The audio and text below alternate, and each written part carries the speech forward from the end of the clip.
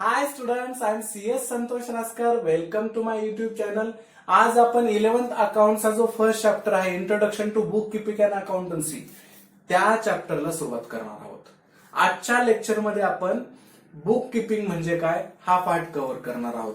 जसं नाव बघितलं तुम्ही चॅप्टरचं, तर चॅप्टरचं नाव introduction to book keeping and accountancy, म्हणजे तुम्हाला सहज लक्षात येतं की बुक किपिंग एक पार्ट आहे आणि अकाउंटन्सी एक पार्ट आहे. सो या पूर्ण चॅप्टर मध्ये आपल्याला बुक किपिंग म्हणजे काय असतं, अकाउंटन्सी म्हणजे काय असतं, ते कशासाठी करायचं असतं, उद्देश काय, त्याचे महत्व काय, हे सगळं समजावून घ्यायचंय आणि व्यवस्थितरित्या समजावून घ्यायचंय. कारण एकदा 11 पासून तुम्ही पुढे गेला की तुम्हाला परत कधीच या गोष्टी शिकायला मिळणार नाहीत की महत्व काय आहे बुक किपिंगचं, ते का करायचं असतं, ऑब्जेक्टिव्ह काय असतात, ह्या नंतर गोष्टी शिकायला मिळत नसतात. म्हणून हे व्यवस्थित या चॅप्टर मध्ये आपल्याला शिकून घ्यायचंय. आजच्या लेक्चरमध्ये आपण बुक किपिंग हा पार्ट कव्हर करणार आहोत, ज्याच्यामध्ये बुक किपिंग म्हणजे काय, ते का करायचं असतं, त्याचे उद्देश काय, त्याची वैशिष्ट्ये काय, त्याचं महत्व काय, त्याचा उपयोग काय, या बाबी सगळ्या कव्हर करणार आहोत.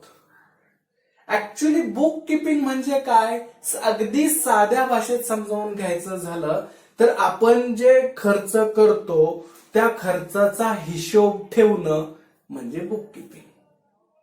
हिशोब ठेवणं म्हणजे काय असतं, तर जे जे खर्च होतात ते सगळे खर्च कुठेतरी नोंदवून ठेवणे.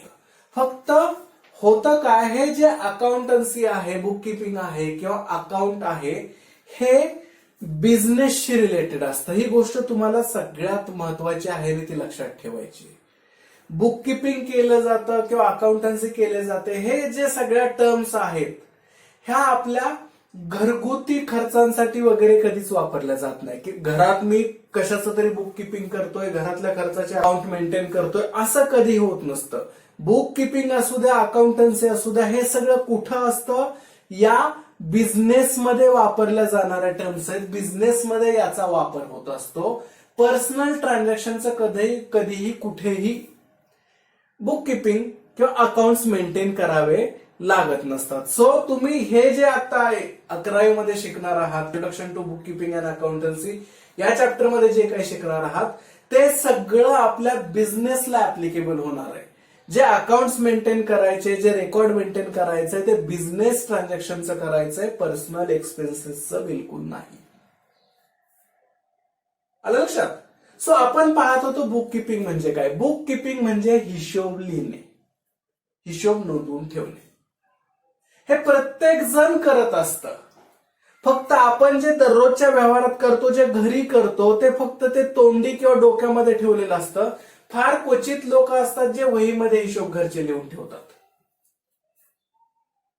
पण हेच बिझनेसमध्ये म्हटलं तर ते कंपल्सरी तुम्हाला वहीमध्येच लिहून ठेवावे लागतात. ते डोक्यामध्ये ठेवून चालत नाही.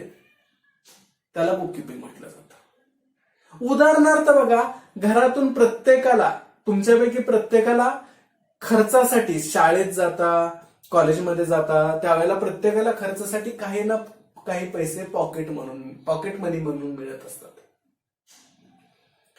आता हे पॉकेट मनी ज्यावेळेस संपतंय आणि ज्यावेळेस तुम्ही नेक्स्ट इन्स्टॉलमेंट डिमांड करता, घरच्यांकडून मागता की आता हे पैसे संपले, मला अजून पैसे हवेत, त्यावेळेस घरच्यांकडून पहिल्यांदा विचारणा केली जाते की पाठीमागचे दिलेले पैसे कुठं खर्च झाले. मग आपल्याला ते सगळं सांगावं लागतं. आता हे विचारण्याचा उद्देश काय असतो, दोन उद्देश असतात. एक तर आपला मुलगा व्यवस्थित खर्च करतोय की नाही, पैसे सांभाळून वापरतोय की नाही, आणि योग्य गोष्टींवरती खर्च होत आहेत की नाही हे बघणं. मग तुम्ही काय करता, तुम्ही ज्या सगळ्या गोष्टींवरती खर्च केलेले असतात ते सगळे सांगता आणि घरच्यांकडून परत पैसे घेता.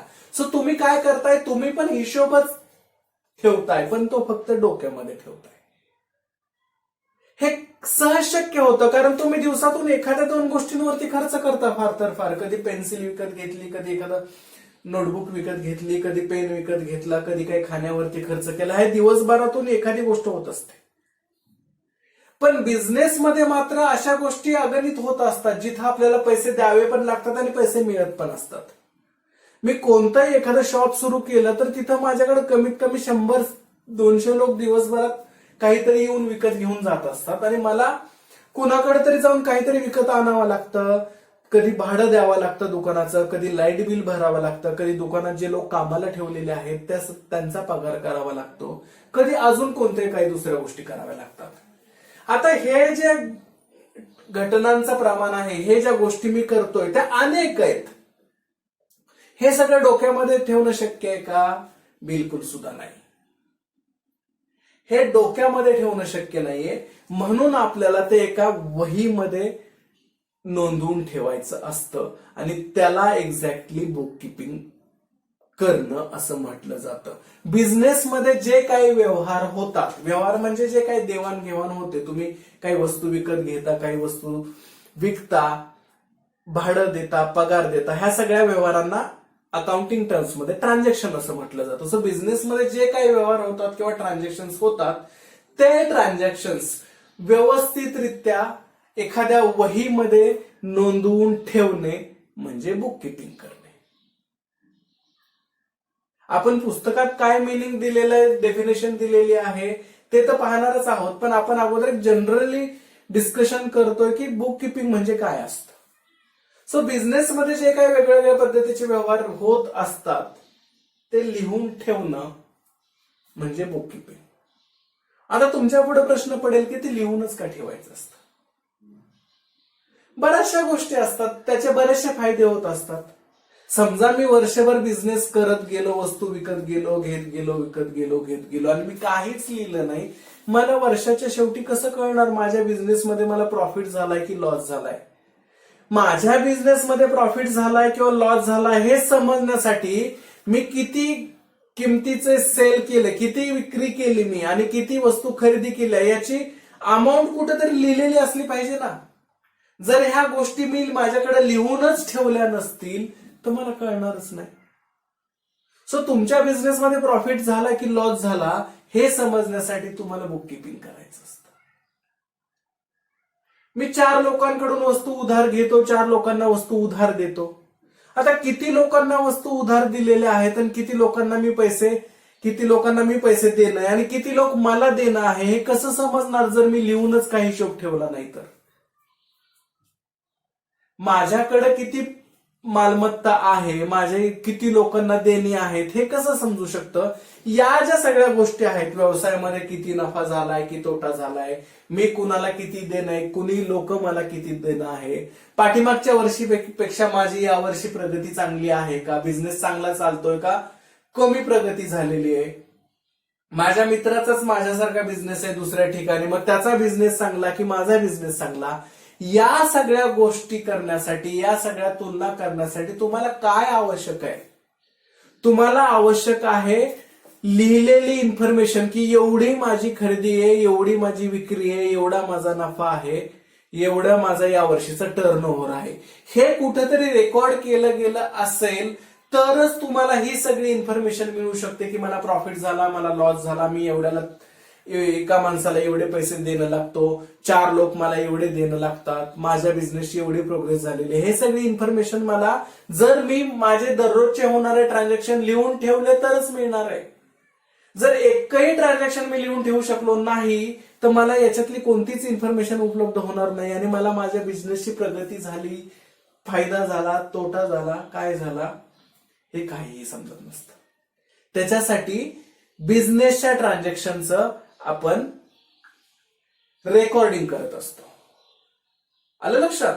आणि हेच एक्झॅक्टली घरामध्ये आपल्याला फायदा झाला की तोटा झाला हे शोधायची गरज नसते. त्यामुळे घरामधल्या कुठल्याच ट्रान्झॅक्शनचं रेकॉर्ड करत नाही आपण. असं होतं का की प्रत्येक वेळेला काही क्वचित कुटुंब असतात त्याच्यामध्ये महिन्याचे खर्च लिहिले जातात, पण ते फक्त खर्च किती होत आहेत आणि कुठल्या खर्चाला आळा घालता येतो का ते बघण्यासाठी असतात. बरेचसे कुटुंब असतात जे अशा प्रकारचे कोणतेही व्यवहार लिहून ठेवत नाही वहीमध्ये, कारण ते गरज पडत नाही. पण बिझनेसचं याच्या उलट आहे. जर आपण कंटाळा केला, जर लिहिलं नाही तर आपल्याला काहीच बिझनेसची इन्फॉर्मेशन उपलब्ध होणार नाहीये आणि म्हणून आपल्याला बुक किपिंग करावं लागतं. सो साध्या भाषेमध्ये बुक किपिंग म्हणजे काय समजावून घ्यायचं झालं सगळ्यात प्रथमतः तर तुम्हाला एवढंच समजावून घ्यायचंय की आपण आपला जो व्यवसाय करत असतो, जो बिझनेस करत असतो, त्याच्यामध्ये जे काही व्यवहार होतात, जे काही ट्रान्झॅक्शन होतात ते व्यवस्थितरित्या वहीमध्ये लिहून ठेवणं म्हणजे बुक किपिंग. बुक किपिंग म्हणजे दुसरी तिसरी काहीतरी प्रक्रिया आहे अशातला भाग नाही. तुम्ही जे तुमच्या व्यवसायामध्ये जे काही व्यवहार करताय ते रेकॉर्ड करणं म्हणजे बुक किपिंग असतं. आलं लक्षात? सो व्यवसायामध्ये ज्या काही गोष्टी होत आहेत, जे काही व्यवहार होत आहेत ते फक्त एका वहीमध्ये लिहून ठेवणं म्हणजे बुक किपिंग. एकदम साधं आणि सोपं. आता आपण पुस्तकात काय मिनिंग दिलेलं आहे ते बघूयात. Book keeping means recording of a business transaction in the books of account in a systematic way.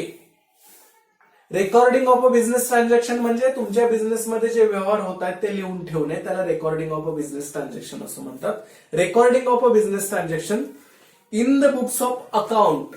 In the books of accounts. मग ही काय वेगळ्या पद्धतीची पुस्तकं असतात का बुक्स ऑफ अकाउंट? तर हो. तुम्ही अकाउंट्स कुठल्याही वहीमध्ये कशाही पद्धतीमध्ये नाही मेंटेन करू शकत. तुम्हाला हे ट्रान्झॅक्शन्स लिहायचे आहेत, मग मी चिठ्ठ्या चपाट्या एक एक पान फाडतो आणि त्याच्यावरती लिहितो आणि मी तसंच मेंटेन करणार असं नाही करता येत. अकाउंट्स मेंटेन करणं किंवा हे व्यवहार नोंदवून ठेवणं त्याला काही ठराविक पद्धती आहेत आणि ते ठराविक पद्धतीने ठराविक वहीमध्येच नोंदलं जातं आणि ज्या वहीमध्ये नोंदवतो आपण ते ट्रान्झॅक्शन त्याला बुक्स ऑफ अकाउंट्स म्हटलं जातं.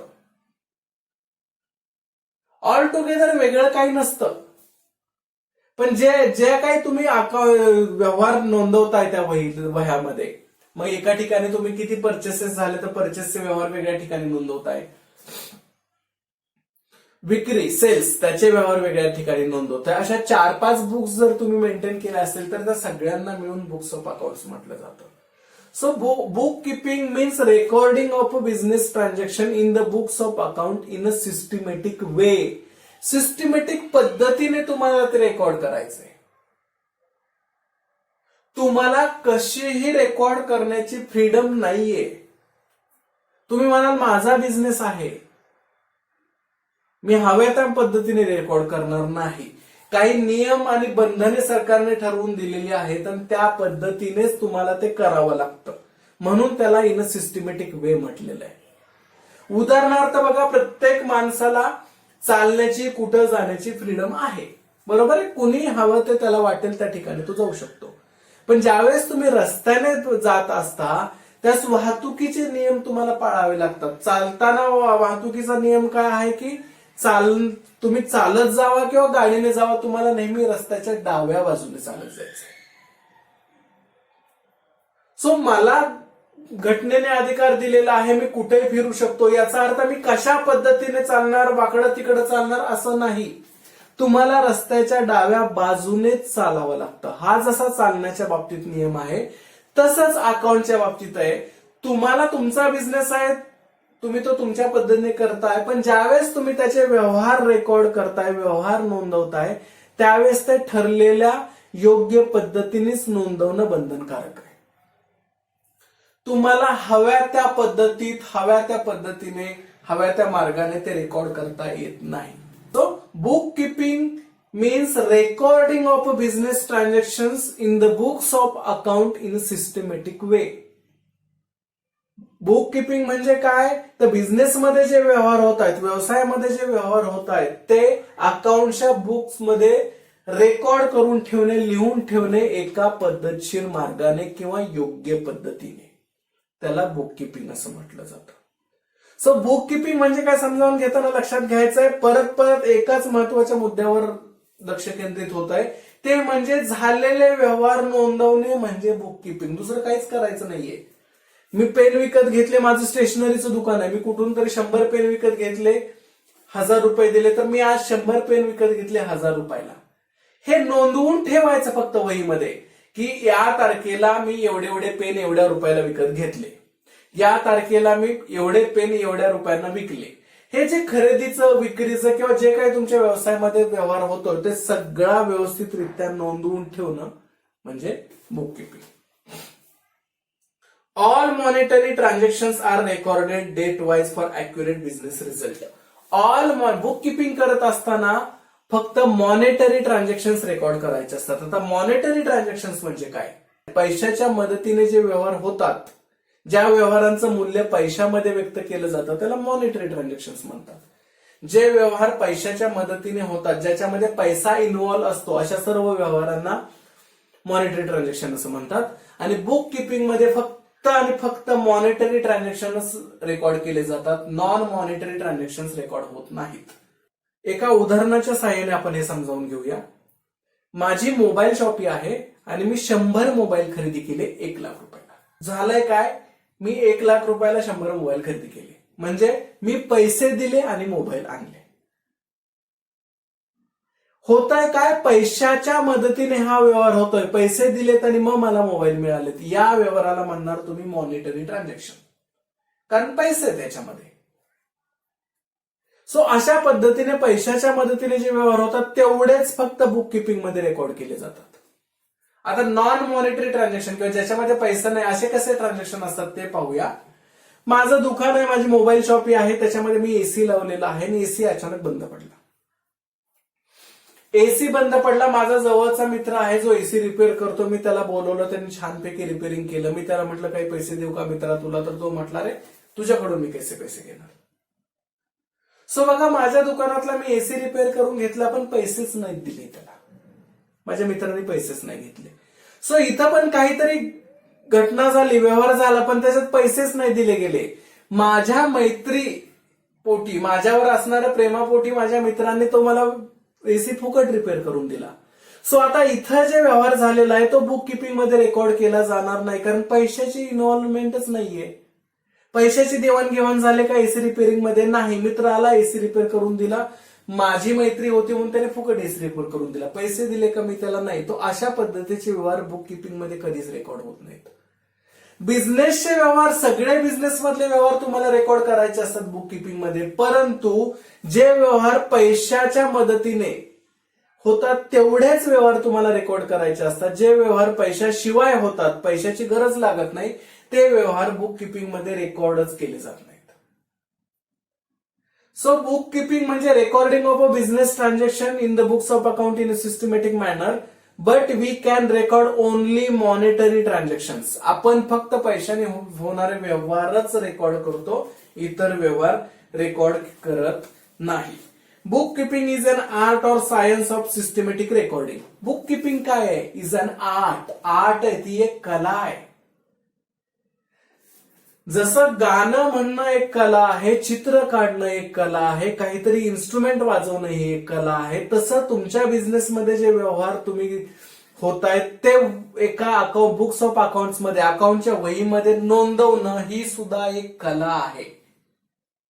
So book keeping is an art और science of systematic recording. So book keeping काय आहे? तर एक कला आहे ज्याच्यामध्ये तुम्ही योग्य पद्धतीने सगळे व्यवहार नोंदवू शकता. सो पुस्तकात दिलेल्या मिनिंग नुसार सुद्धा बुक किपिंग म्हणजे काय? तर बुक किपिंग म्हणजे तुमच्या बिझनेसमध्ये जे दैनंदिन व्यवहार होत असतात ते एका योग्य पद्धतीने अकाउंटच्या बुकमध्ये नोंदवून ठेवणे म्हणजे बुक किपिंग करणे होय. आता आपण पाहूया डेफिनेशन. डेफिनेशन इथं 4 दिलेले आहेत. आपण जे.आर. बाटलीबॉय यांची डेफिनेशन पाहणार आहोत. Book keeping is an art of recording business dealings in set of books. आता बाटलीबॉय यांनी काय डेफिनेशन केली आहे बघा. Book keeping is an art of recording business dealings. Dealings म्हणजे ट्रान्झॅक्शन. बुक किपिंग काय आहे? Book keeping is an art of recording business dealings in a set of books. अकाउंटच्या बुक्स मध्ये जे काही तुमचे बिझनेसचे ट्रान्झॅक्शन्स होत आहेत ते रेकॉर्ड करणं म्हणजे बुक किपिंग. सो जे काही आपण मिनिंग डिस्कस केलं होतं तशाच स्वरूपाची डेफिनेशन जे.आर. बाटलीबॉय यांनी लिहिलेली आहे की book keeping is an art of recording business dealings in a set of books. तुम्हाला जे पुस्तकं सांगितलेली आहेत, अकाउंटची पुस्तकं तुम्ही मेंटेन करा, अकाउंटचे बुक्स मेंटेन करा, त्या अकाउंटच्या बुक्समध्ये तुमच्या बिझनेसचे व्यवहार, सगळे दैनंदिन व्यवहार नोंदवून ठेवणे म्हणजे बुक किपिंग करणे होय. सो बुक किपिंग म्हणजे काय हे आता आपल्याला समजायला लागलेलं आहे की आपल्या बिझनेसमध्ये जे व्यवहार करतो आपण ते सगळे फक्त बुकमध्ये लिहून ठेवणे, त्याला बुक किपिंग असं म्हटलं जातं. फक्त योग्य पद्धतीने लिहून ठेवायचं, कसंही नाही लिहायचं, एक सिस्टमॅटिक पद्धतीने ते लिहून ठेवायचं असतं. ओके. सो बुक किपिंग म्हणजे काय आपलं डिस्कस करून झालं. आता आपण पुढचा पार्ट पाहणार आहोत, फीचर्स ऑफ बुक किपिंग. पहिलं फीचर आहे, it is the method of recording day to day business transaction.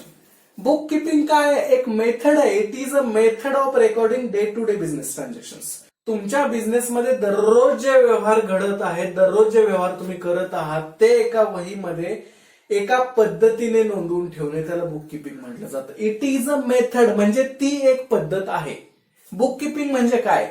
तर तुमच्या बिझनेसमध्ये जे व्यवहार होत आहेत, दररोज जे व्यवहार होत आहेत, ते एका ठराविक पद्धतीने वहीमध्ये नोंदवणे, त्या पद्धतीला बुक किपिंग असं म्हटलं जातं. It is a method of recording business transaction. ज्या पद्धतीने तुम्ही तुमचे होणारे व्यवहार वहीमध्ये नोंदवता, त्या व्यवहार नोंदवण्याच्या पद्धतीला बुक किपिंग असं म्हटलं जातं. It is a method of recording day to day business transaction. हे दुसरं तिसरं काही नाहीये, तर व्यवहार नोंदवण्याची एक पद्धत आहे आणि त्या पद्धतीलाच बुक किपिंग असं म्हटलं जातं. दुसरं फीचर आहे financial transactions. Only financial transactions are recorded. Book keeping करत असताना मी मागाशी पण आपण डिस्कस केलं की मॉनिटरी ट्रान्झॅक्शन्स रेकॉर्ड केले जातात. फायनान्शियल ट्रान्झॅक्शन्स किंवा मॉनिटरी ट्रान्झॅक्शन्स म्हणजे असे व्यवहार जे पैशाच्या मदतीने केले जातात. सो बुक किपिंग ज्यावेळेस तुम्ही करत असता, त्यावेळेस जे व्यवहार पैशाच्या मदतीने होतात तेवढेच व्यवहार रेकॉर्ड केले जातात. जे पैशाशिवाय व्यवहार होतात ते रेकॉर्ड केले जात नाहीत बुक किपिंग मध्ये. मगाशी जे उदाहरण दिलं की माझा मित्र आला आणि त्याने माझा एसी रिपेअर करून दिला आणि पैसे घेतले नाहीत, हा जो व्यवहार झाला त्याच्यामध्ये पैसेच इन्व्हॉल्व नाहीयेत, ते रेकॉर्ड होणार नाही. आलं लक्षात? अजून एक उदाहरण घेतो. फॉर एक्झाम्पल, मला बिझनेसच्या कामासाठी मुंबईला जायचंय. मी ट्रेनने गेलो, ट्रेनला माझा खर्च झाला, जो काही खर्च झाला तिकिटाचा, तो मी माझ्या बिझनेसचा खर्च म्हणून रेकॉर्ड करू शकतो, कारण ट्रेनला मला जाताना तिकीट काढायला पैसे द्यावे लागलेले. पण मला मुंबईला जायचंय, माझा एक मित्र पण मुंबईला चाललेला आहे, त्याने मला फ्रीमध्ये तो मुंबईला घेऊन गेला आणि परत आणला, मला कोणताच खर्च करावा लागला नाही. आता हे जे मित्राबरोबर गेलेलं आहे, त्याच्या गाडीतून गेलेलं आहे, ते ट्रान्झॅक्शन मला रेकॉर्ड नाही करता येणार, कारण ते पैशाच्या स्वरूपात व्यक्तच करता येत नाहीये, पैशाची देवाणघेवाणच झालेली नाहीये. सो बुक किपिंग करत असताना जे व्यवहार पैशाच्या बदल्यात होत असतात, असेच व्यवहार तुम्हाला रेकॉर्ड करता येतात. ज्याच्यामध्ये पैसा इन्व्हॉल्व नसतो ते व्यवहार तुम्ही बुक किपिंग करताना रेकॉर्ड करू शकत नाही, रेकॉर्ड करायचे नसतात.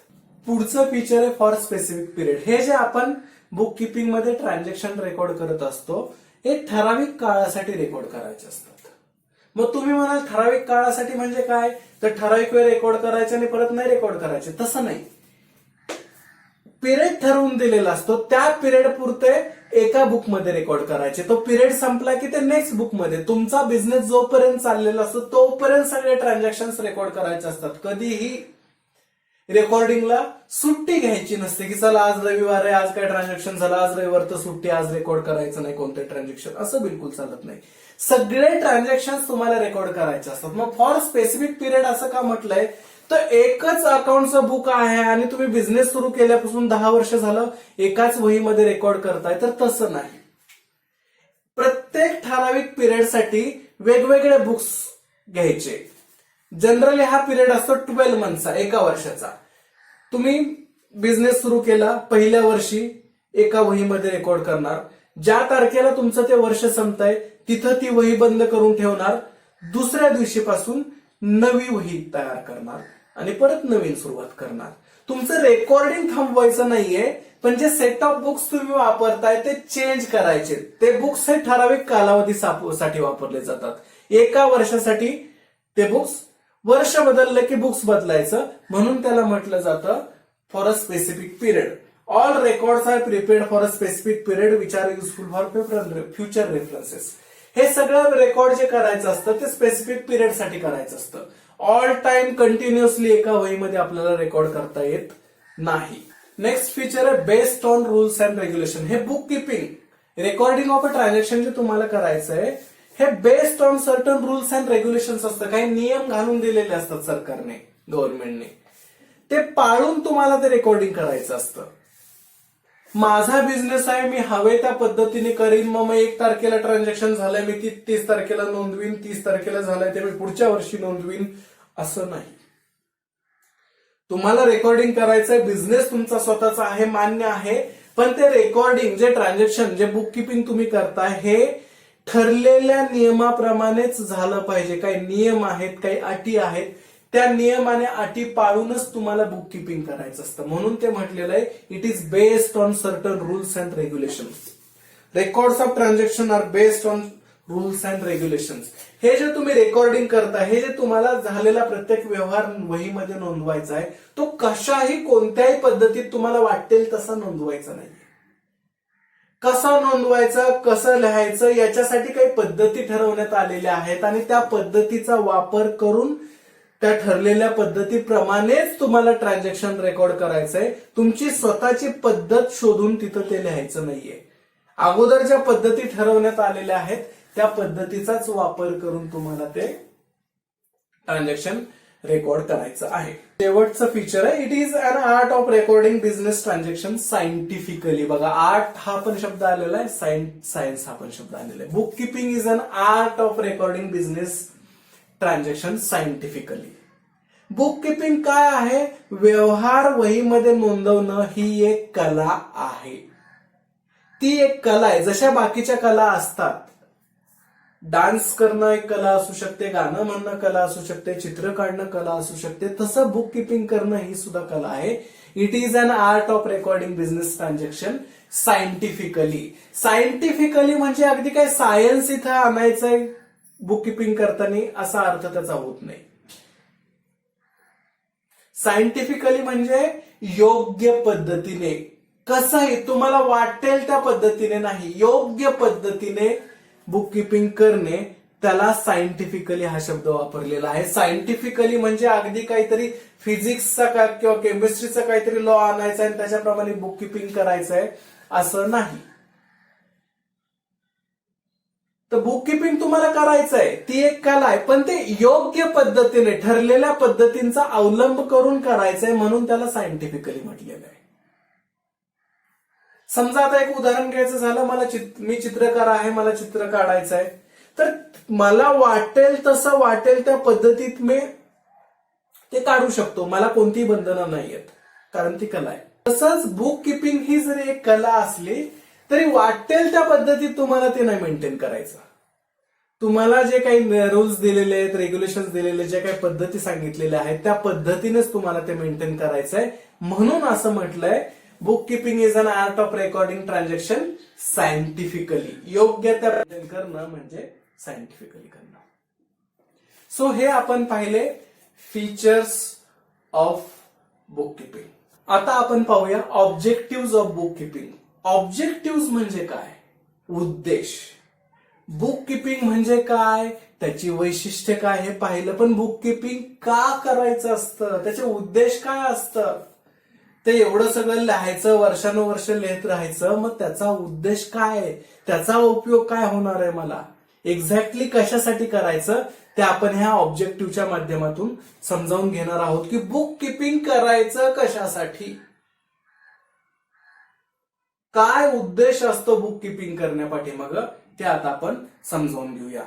पहिलं ऑब्जेक्टिव्ह आहे, the main objective of book keeping is to keep complete and accurate record of all the financial transactions in systematic, orderly and logical manner. To keep complete and accurate record.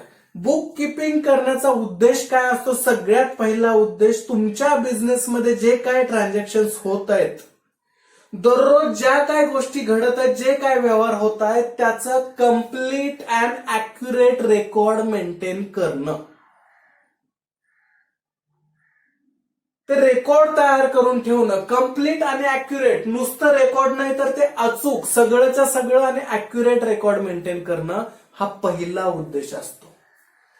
योग्य पद्धतीने, systematically, orderly, logically maintain होतं ते, जसं जसं day to day routine मध्ये जसं जसं घडतंय तसं तसं होतं.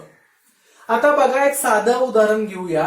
एक माझा छोटासा व्यवसाय आहे, स्वीट होम आहे. एक साधं उदाहरण घेऊया, माझा मोबाईल शॉपी आहे. माझ्याकडं दररोज साधारणतः 50 मोबाईलची मी विक्री करतो, तसेच 50 मोबाईलचं रिपेअरिंग पण करतो. 50 मोबाईल विकतो मी आणि 50 मोबाईल मी रिपेअर करून लोकांना देतो. म्हणजे 100 लोक माझ्याकडे येतात दररोज 50 मोबाईल विकावे लागतात. म्हणजे मला ते मोबाईल दुसरीकडे जाऊन कंपन्यांकडे जाऊन विकत पण घ्यावे लागतात. 50 मोबाईल रिपेअरिंग करून देतो म्हणजे 5 लोक मी कामाला ठेवलेले आहेत. आता बघा, माझ्या बिझनेसमध्ये दररोज 50 मोबाईल विक्री होत आहेत, 50 रिपेअर होत आहेत, म्हणजे 100 व्यवहार दररोजचे कमीत कमी होत आहेत. प्लस त्या लोकांचे पगार देणे, मोबाईल विकत घेणे, भाडं देणे, हे सगळे दररोज व्यवहार होत आहेत. आता मी जर हा रेकॉर्ड ठेवलाच नाही आणि फक्त डोक्यामध्ये ठेवलं, मी एप्रिल पासून डिसेंबर पर्यंत बिझनेस करत आलो आणि मला कुणीतरी विचारलं, अरे ते 16 ऑगस्टला तू नक्की किती मोबाईल विकले बरं, सांगतोस का मला जरा?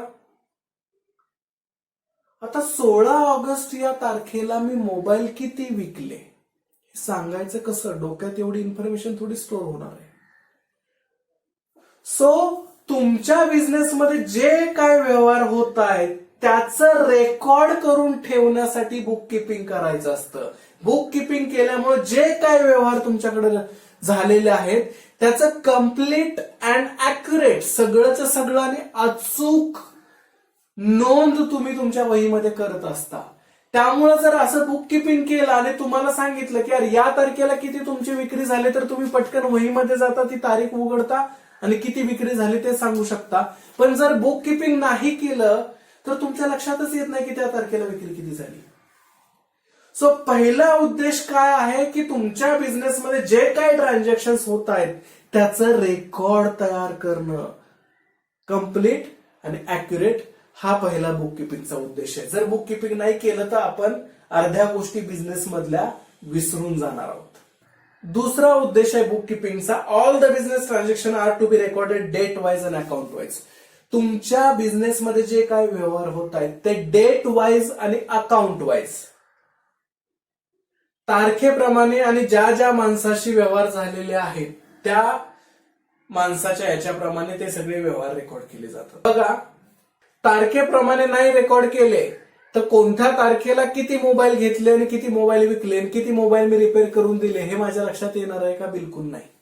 सो पहिला उद्देश काय होता आपला बुक किपिंगचा? पूर्णच्या पूर्ण रेकॉर्ड मेंटेन करणे. दुसरा उद्देश काय आहे? तारखेनुसार आणि अकाउंट नुसार ते सेपरेट मेंटेन झाले पाहिजे. म्हणजे मला जर विचारलं की फक्त एका दिवसाची तुझी खरेदी विक्री किती आहे तर मला ते पटकन सांगता येणार, कारण मी तारखेपासून प्रमाणे मेंटेन करतोय. आता अकाउंट वाईज म्हणजे काय? प्रत्येक माणसाचं वेगवेगळं सेपरेट बुक किपिंग करायचं. फॉर एक्झाम्पल, माझ्या मोबाईल शॉपीमध्ये ABCD 4 कस्टमर येतात. 4 लोकांनी मोबाईल रिपेअरिंगला माझ्याकडे टाकलेले आहेत.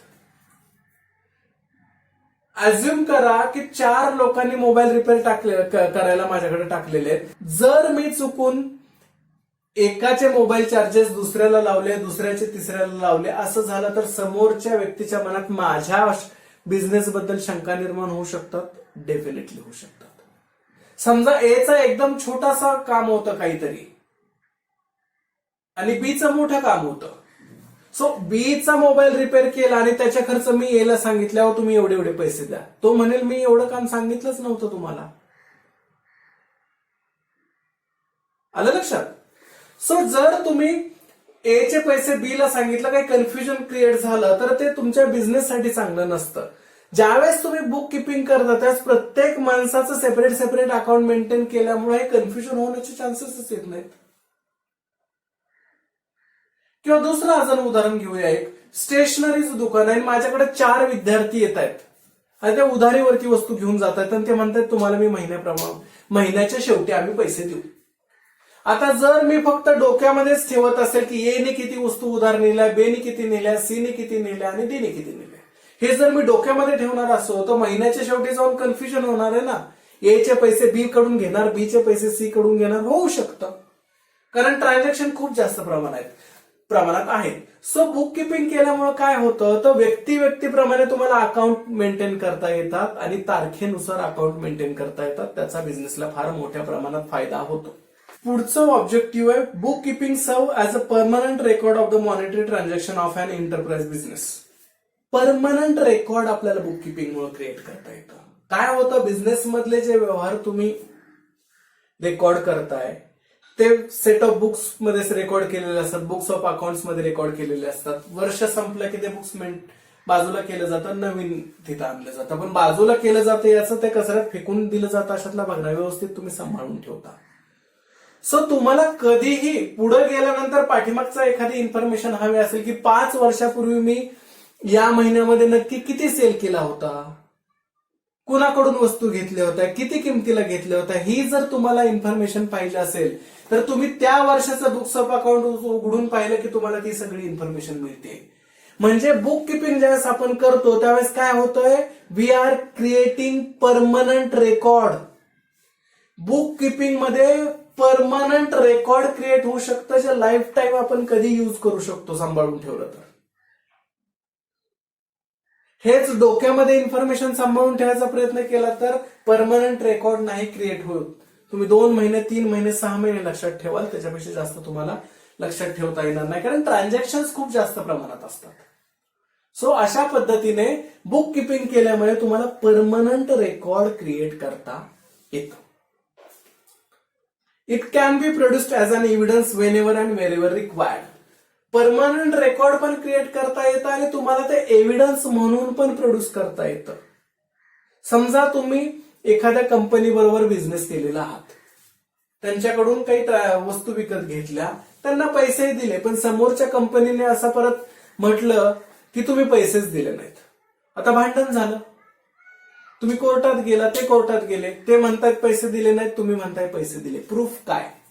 तर तुम्ही जे रेकॉर्ड केलेलं असतं तिथं जर तुम्ही बुक किपिंग करत असाल आणि तुम्ही पैसे दिल्याचं तुम्ही रेकॉर्ड केलं असेल तर ज्या बुक्स मध्ये तुम्ही ते रेकॉर्ड केलंय ते बुक्स जर तुम्ही कोर्टाकडे घेऊन गेला तर कोर्ट तुमचं म्हणणं ग्राह्य धरू शकतं की तुम्ही पैसे दिलेले आहेत. सो हे जे बुक्स ऑफ अकाउंट्स मध्ये आपण रेकॉर्ड करत असतो ट्रान्झॅक्शन, ते ऍज अ एव्हिडन्स, पुरावा म्हणून कोर्टापुढे ऍक्सेप्ट केले जातात. तुम्हाला ते तुमच्या झालेल्या व्यवहाराचा पुरावा म्हणून दाखवता येतात, ज्याची तुम्हाला मदत होऊ शकते.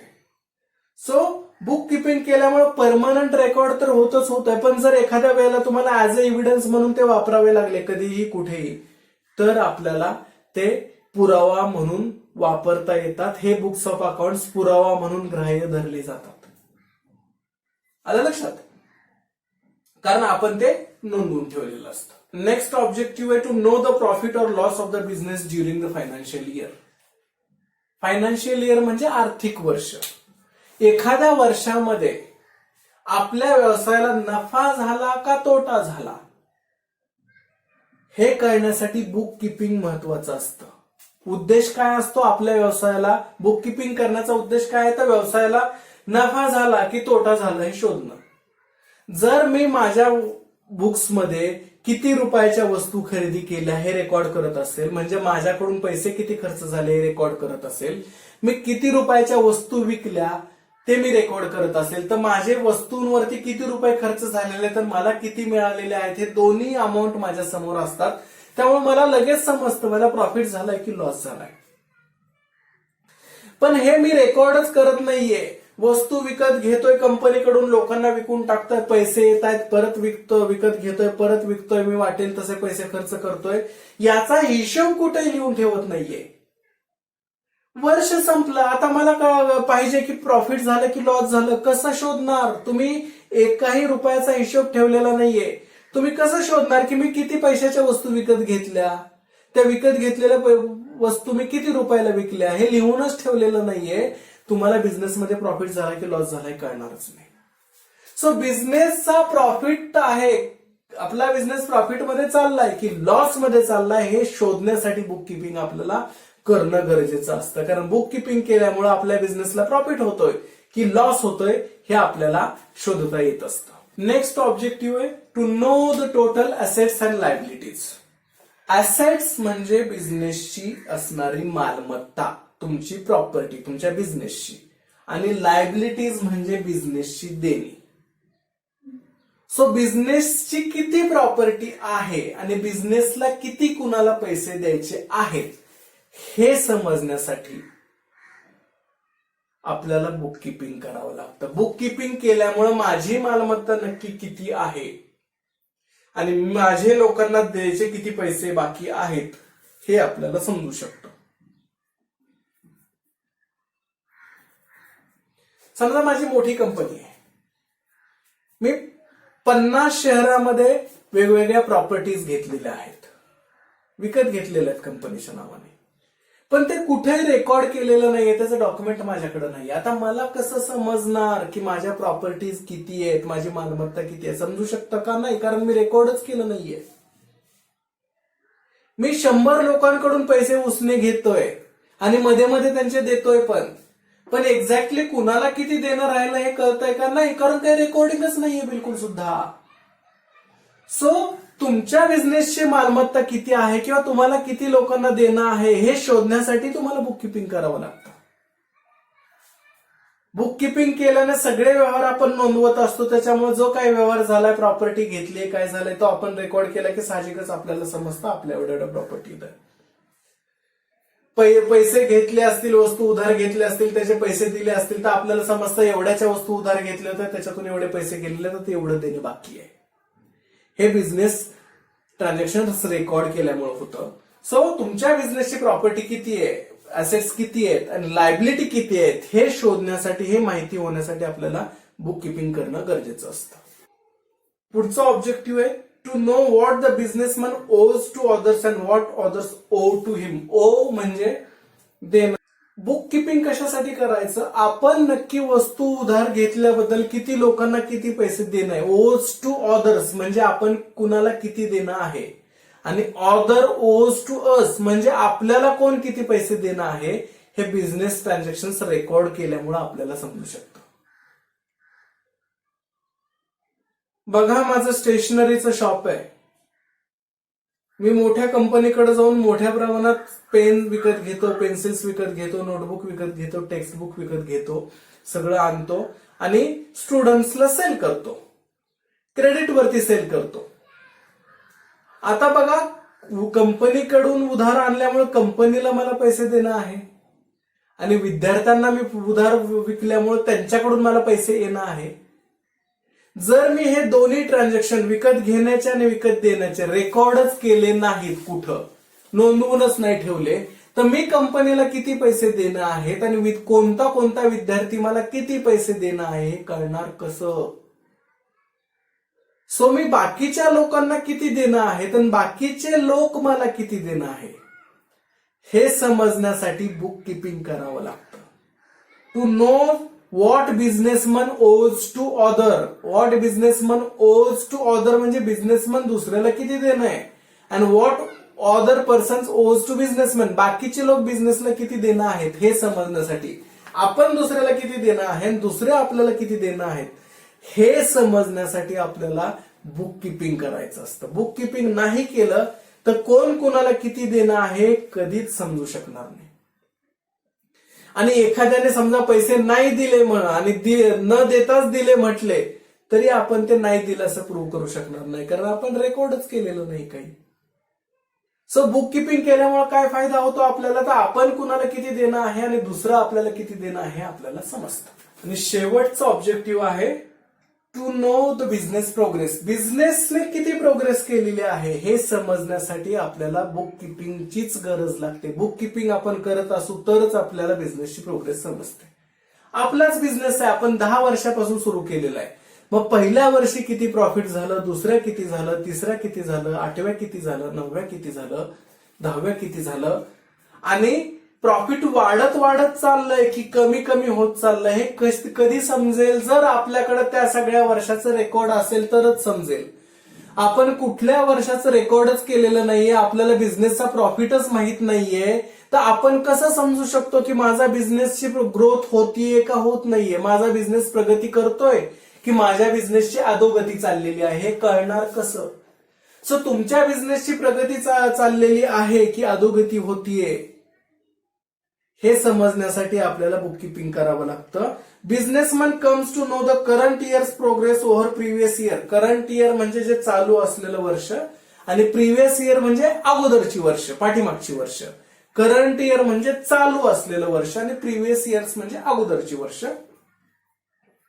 सो बुक किपिंग मुळे काय करता येतं, बिझनेसमॅनला कम्पेअर करता येतं, तुलना करता येतं की बाबा आता असलेल्या चालू वर्षात मला जास्त फायदा होता का पाठीमागच्या गेलेल्या वर्षामध्ये जास्त फायदा होता. आता तुलना कधी होऊ शकते, जर तुमच्याकडे रेकॉर्ड असेल तरच. सो बुक किपिंग केल्यामुळे काय होतं, तुमच्या स्वतःच्याच बिझनेसची तुलना करता येऊ शकते चालू वर्षाची आणि पाठीमागच्या वर्षांची, कधी जर बुक किपिंग आपण करत असतो तर. And compare it's financial result with other business enterprise in similar line. किंवा आपण आपल्या बिझनेसची तुलना तर करू शकतो, पण किंवा आपल्यासारखाच एखादा दुसरा बिझनेस आहे, मग तो बिझनेस चांगला चालतोय की आपला बिझनेस चांगला चालतोय, त्याचा प्रॉफिट जास्त आहे की आपलं प्रॉफिट जास्त आहे, ही तुलना फक्त बुक किपिंग केल्यानेच होऊ शकते. कारण बुक किपिंग केल्यामुळे तुम्हाला समजणार आहे तुमचा प्रॉफिट किती आहे, त्या समोरच्याचं प्रॉफिट किती आहे त्याला समजणार आहे बुक किपिंग केल्यामुळं, आणि मग तुम्ही एकमेकांच्या बिझनेसची तुलना करू शकणार आहे. जर तुम्ही प्रॉफिट बुक किपिंगच करत नाही आहे तर तुम्हाला प्रॉफिट किती आहे ते समजणार नाही आणि तुम्ही तुलनाच करू शकणार नाही. सो अशा पद्धतीने तुमच्या व्यवसायाची स्वतःचीच तुलना करायची असू दे किंवा तुमच्यासारखे व्यवसाय असणाऱ्या इतर लोकांची तुमची तुलना करायची असू दे, तुम्हाला बुक किपिंग करावं लागतं. कारण बुक किपिंग मुळे तो तुम्हाला इन्फॉर्मेशन अवेलेबल होते की प्रॉफिट किती झाला, सेल किती झाला टोटल वर्षभराचा. आणि हे बुक किपिंग तुम्ही नाही केलं तर ती इन्फॉर्मेशन तुमच्याकडे नसते आणि परिणामी तुम्ही कंपॅरिझन करू शकत नाही. सो हे 7 ऑब्जेक्टिव्ह आहेत बुक किपिंग करण्याचे. सो आजच्या लेक्चरमध्ये आपण बुक किपिंग म्हणजे काय, त्याची मिनिंग, डेफिनेशन आणि फीचर्स आणि ऑब्जेक्टिव्ह पाहिले.